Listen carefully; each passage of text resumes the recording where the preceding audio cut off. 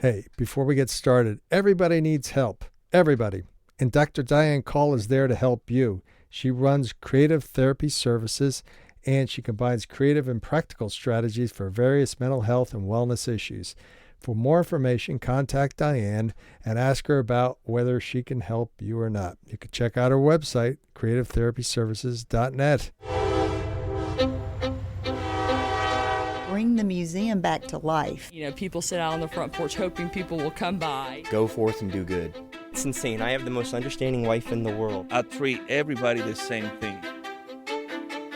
Oh, that's the other thing I love about Marietta. It's like a melting pot. You are listening to Marietta Stories. Each week, veteran podcaster Bill Nowicki brings you the heartwarming, interesting, and fun stories from the people that make the community of Marietta, Georgia, a place to call home.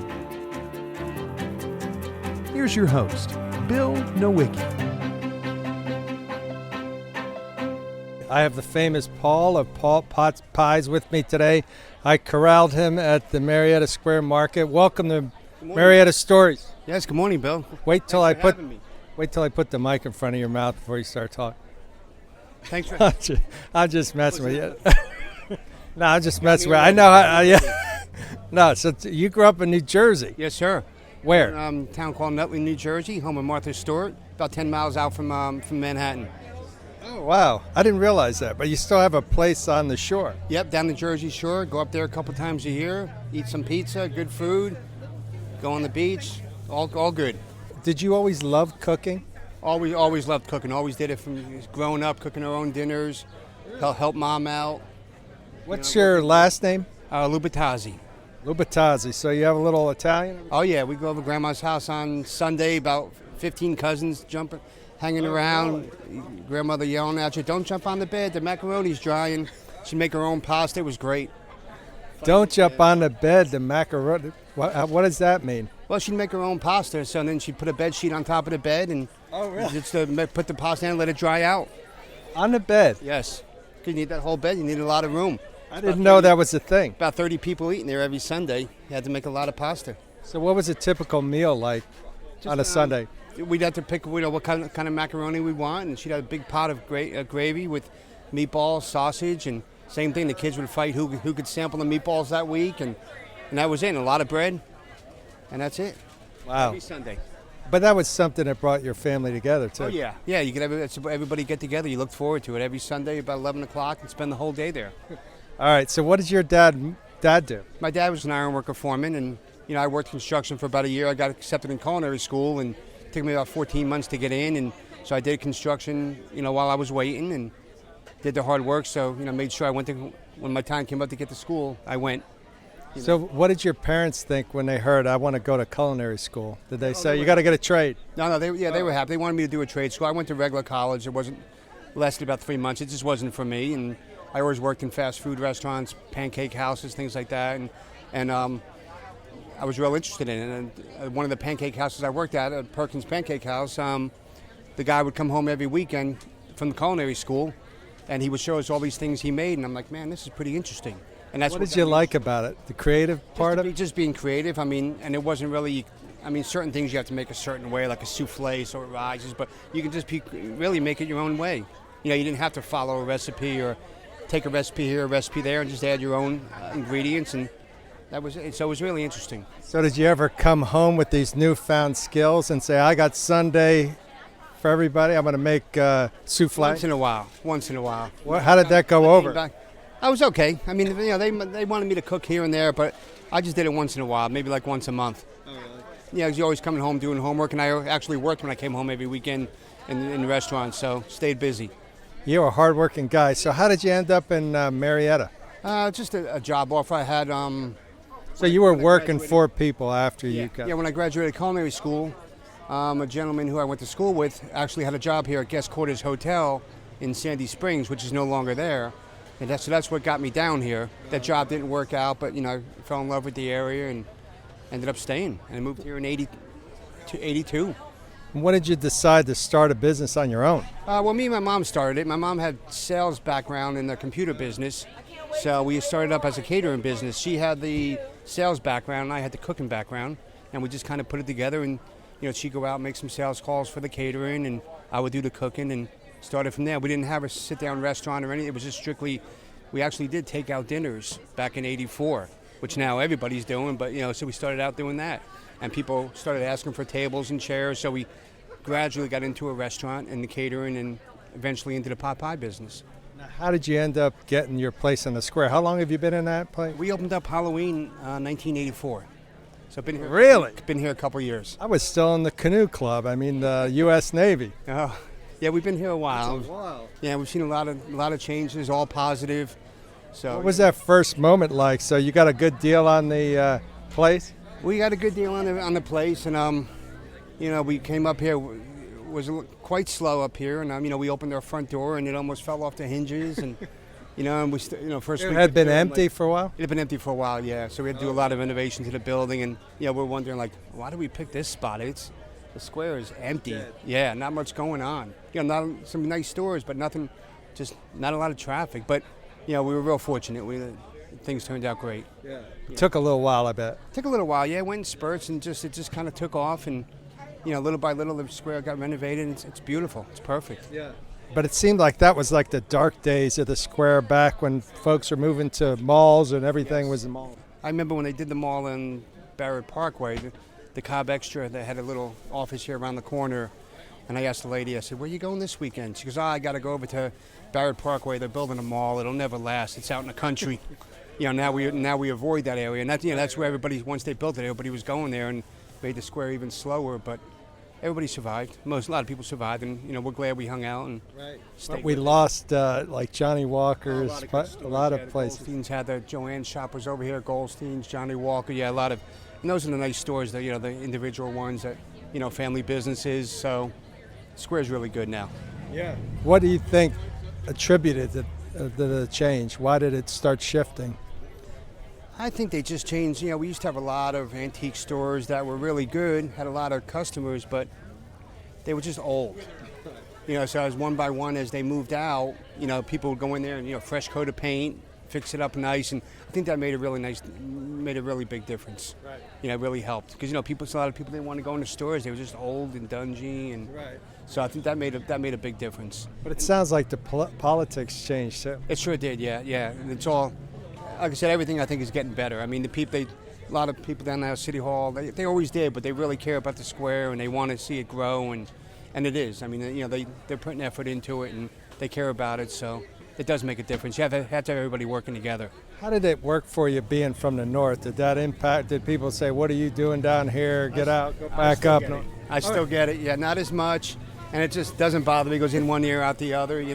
They ask me where I'm from. They say, "Oh, you from New York?" I say, "No, New Jersey." Yeah, same thing. And it just cracks me up. It's all good. Right. I love it up there. I love it here. So, but yeah, I got quite a bit of it when we first came down here for a while. Yeah. I had a problem. I was showing up to high-level meetings at nuclear plants. I'm talking site vice president, plant general manager, engineering director with a backpack on. I knew I needed something more professional. So I checked out my friend Nathan Martin at 795 Whitlock Avenue, a place called Go Forth Goods, and he hooked me up with a leather briefcase. I'm talking the Cooper Satchel, and it was super cool when I went back to the nuclear plants and showed up with that baby on. And you too can have that same feeling. Go to goforthgoods.com and check out the 70 products he has. I'm talking about duffel bags, tote bags, briefcases, messenger bags, backpacks, wallets, belts, and other travel accessories. And if it's something you don't like from there, you can make something custom just for you. I'm talking quality components, something you can pass on from generation to generation. And he guarantees it for life. Goforthgoods.com, enter the promo code Marietta Stories, and for a limited time, you can get an extra 25% off. GoForthGoods.com, promo code Marietta Stories for 25% off, but don't wait, it's going to be gone. Is this your son that works here? My son Brayden, yes, he's been working with us for a while. He's graduating high school this year. He'll be 19 next month in June. And I also have my daughter that works for me. She's 14, and my wife has a full-time job, but she helps out anywhere she can. All right, so how did you get into pot pies? We kind of fell into it. We didn't start out as a pot pie store. We always had the chicken pie on the menu by the slice, along with other items when we had the sit-down restaurant. And how did you get interested in pot pies? It's just something from... We would make the large pies and sell them by the slice, and I'm guessing about 15 years ago, a customer came in and said, "Would you sell me a whole pie?" I was like, "Sure, why not?" Didn't think anything of it. She came back about a month later with her friend. She goes, "Remember me? I came by. You sold me a pie. Can you make one for me and my friend?" I was like, "Sure, thank you."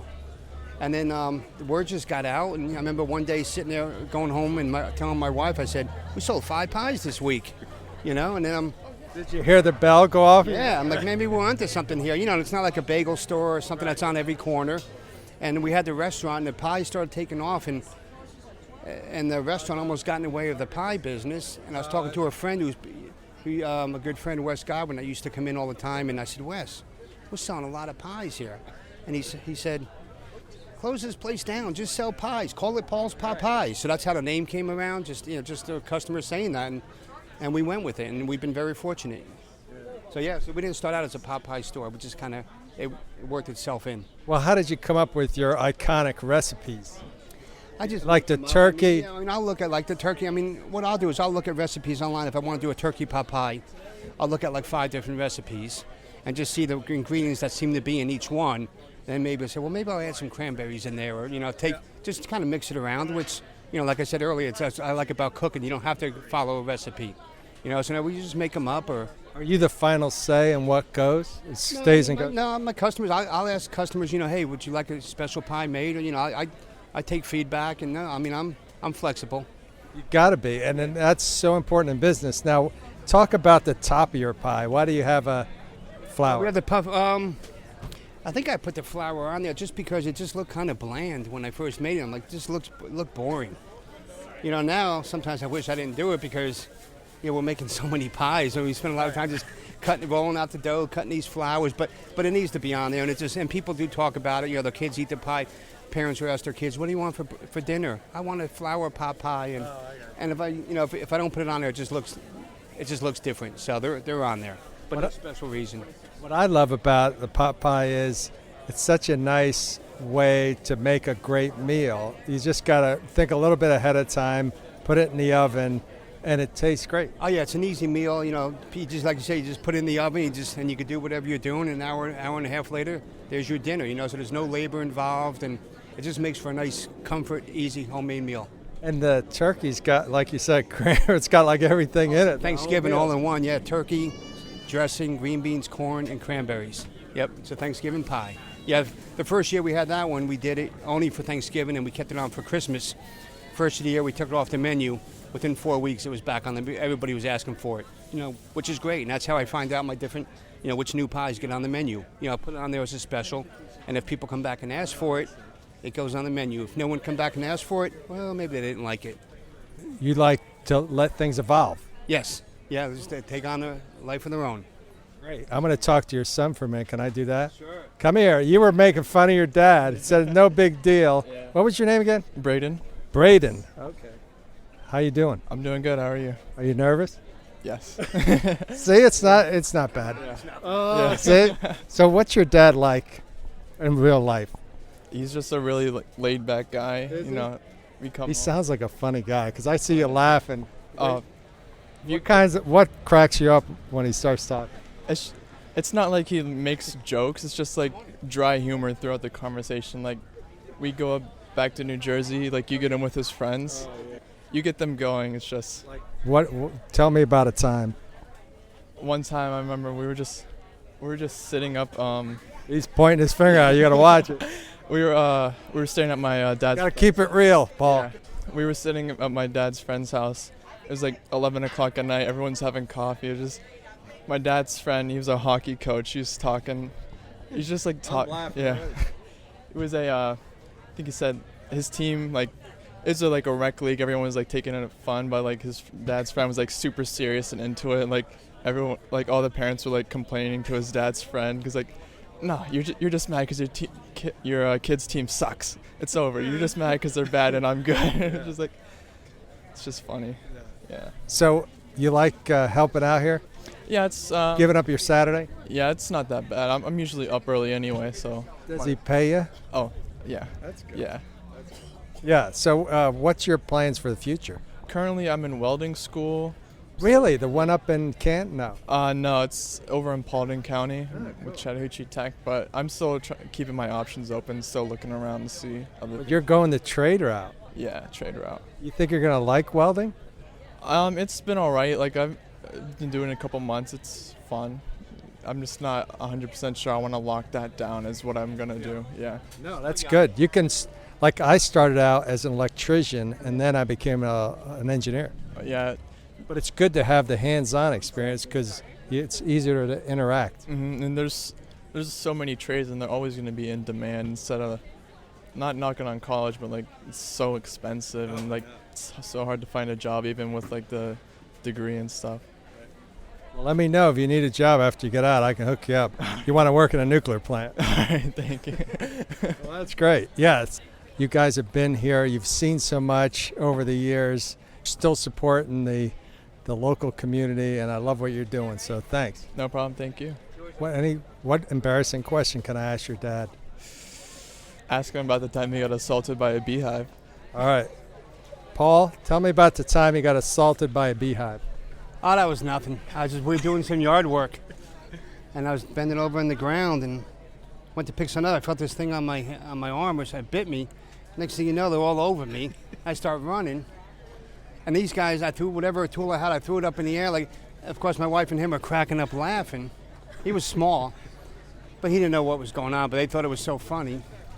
So sure enough, a couple years later, we're up at our cabin, and Brayden got stung by a bee, one bee. And he remembered. He goes, Dad, remember that time you got bit by those bees? He goes, I'm sorry I laughed at you. So he didn't realize what was going on. But he only had one. I had quite a few. So no more yard work for a while. I went back to the kitchen. That's terrible that they laughed at you. He was like flailing his arms around, like running. Yeah. He was like flailing around everywhere. He's like screaming, like, ah. All right. Well, again, thanks so much, Paul, for all that you do for the community, and I'm glad I got to harass you and do this interview. I enjoyed it. Thanks for having me. Yes. Thanks once again for listening to Marietta Stories Podcast. We'll have a new episode out next week. Until then, if you go to the podcast app, you can subscribe. And if you wouldn't mind, tell a couple friends about the show so we can spread the word. Thanks.